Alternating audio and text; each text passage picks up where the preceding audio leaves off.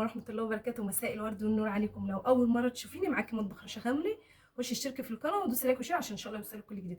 بصوا بقى هنعمل معانا، يعني عندي شوية كنافة اهم طلعتهم من الفريزر، قلت أعمل بهم حاجة حلوة أوي أوي للأولاد. قلنا نعمل الشوكولاتة بتاعة دبي اللي هي الترند، نعملها بالفستق، بزبدة الفستق، وهنعملها بالنوتيلا. أي حاجة عندك بقى، لوتس، أي حاجة اعمليها. أنا بقى حطيت في القوالب، بصوا أنا حطيت شوكولاتة بيضة شكلتها كده عشان تدي منظر حلو بصراحة. فلو انت ما عندكيش القوالب دي، انت ممكن تعمليها في علبه عادي اللي هي بتاعه التلاجة، او تعمليها. انا عامله واحده في التوستر اللي في بتاع التوست يعني، هوريها لك في اخر الفيديو. المهم انا عايزاكم بقى تتابعوا الفيديو ده للاخر عشان فيه مفاجاه حلوه قوي قوي قوي. لازم طبعا تشوفوها معايا، يعني ان شاء الله تعجبكم المفاجاه. فلازم تتابعوا بقى الفيديو للاخر وتعملوا لايكات كتير، وعايزه كده كام تعليق حلوين منكم. ماشي، انا هعملها كده زي ما انتم شايفين كده بالراحه، ولازم ادخلها الفريزر تتماسك شويه، وبعد كده نيجي بقى نحط عليها الكنافه. ماشي، انا هخلصها زي ما انتم شايفين كده، بس هجيب معلقه اصغر شويه. ماشي زي ما انتم شايفين كده، والزياده انا بنزلها، يعني الزياده بتاعتها دي انا بنزلها. بصوا سهله جدا، ومنك عملتي حاجه حلوه والاولاد فرحوا بيها. الكنافه دي انا بشيلها دايما في الفريزر يعني، طلعها لاي حاجه، بشيلها محمصه كده، وبطلعها لاي حاجه ان هي لو حابه ان انا اعمل بيها كنافه، حابه اعمل بيها حاجه زي الشوكولاته ديت كده. ماشي، انا بحاول بقى كده انزل الزياده اهي زي ما انتم شايفين كده، ماشي بكل سهوله زي ما انتم شايفين كده. ماشي، هدخلها بقى الفريزر شويه وبعد كده هرجع لكم. بصوا بقى هنا انا عملت ايه. انا حطيت بقى كريمه الفستق كلها على الكنافه اهو، وابتدي بقى اقلب فيها حلو قوي كده. برده النوتيلا برده هعملها كده بالظبط. تبقى عندك نوتيلا بيضه، لوتس، اي حاجه موجوده، مش شرط يعني الفستق، بس هي بصراحه الترند بتاعها فستق. ماشي، هفضل بقى اقلب فيه كده اهو لحد لما كريمه الفستق تشربها كويس. قلبت بتاعت الفستق اهي، هعمل بقى كمان النوتيلا اهي كمان. ماشي بصوا،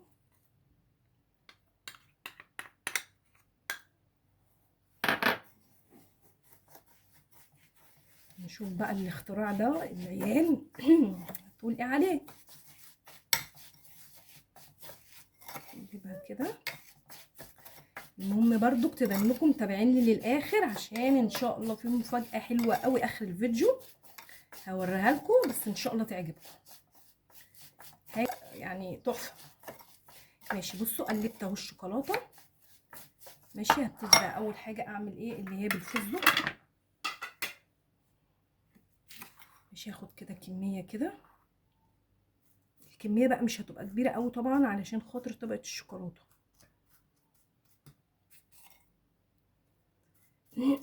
طبعا هو لو القالب كبير يعني اكبر من كده هتبقى احلى، بس انا عاملاها برضو في قالب، هو مش في قالب، وانا عاملاها في عندي بتاع التوست، عاملاها فيه.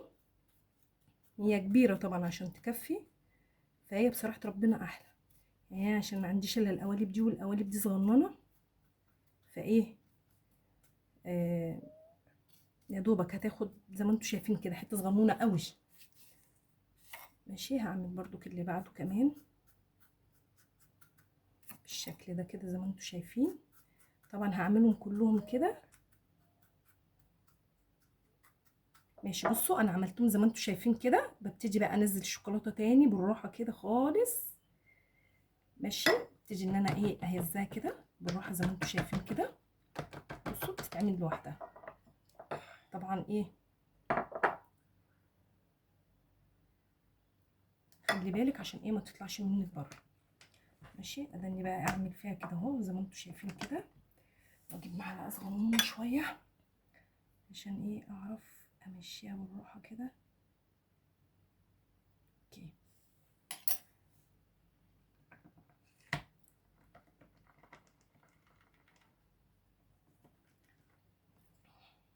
اهي.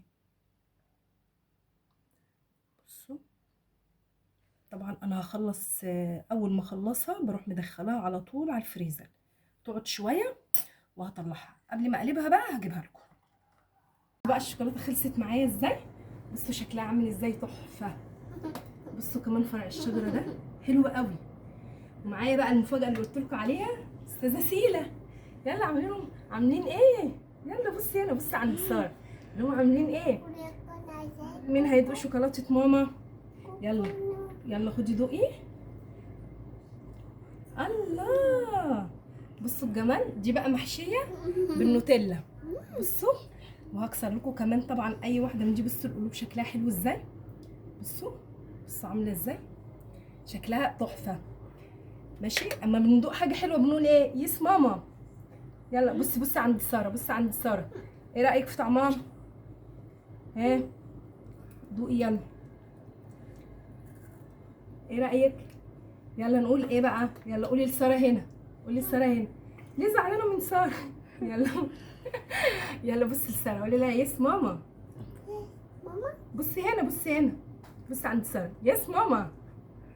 ماشي، بصوا بقى معايا القالب الكبير اهو اللي انا قلت لكم عليه. بصوا ما شاء الله عامل ازاي. ده بقى ينفع ايه يعني عيله مع بعض. بصوا ما شاء الله شكله عامل ازاي. طبعا بصوا عامل ازاي، شكله تحفه، شكله تحفه. عاملاه نص نوتيلا ونص الفستق. بصوا شكله حلو قوي. يا رب بقى الفيديو يعجبكم، وطبعا ما تنسوش بقى تعملوا لي لايك كتير. وعايزه بقى كام تعليق كده حلوين علشان استاذه سيلا اول مره تطلع معايا وشكلها مكسوفه.